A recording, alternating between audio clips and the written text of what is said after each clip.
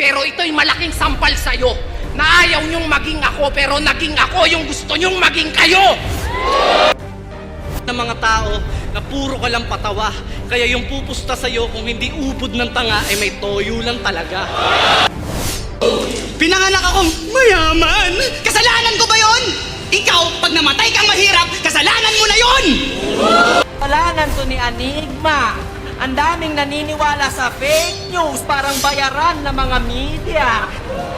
Alam na, sa ngayon nahayaan ko na lang umusga sa atin ng madla kung ginagamit ka nga ba ng Diyos o ikaw yung gumagamit sa Kanya! Ngayon, alisan niyo ako ng title! O di ba ganun pa rin? Wala namang nagbago! Wala akong hiningi! Lahat pinagpaguran ko! Ikaw hanggang ngayon, pabigat ka sa magulang mo!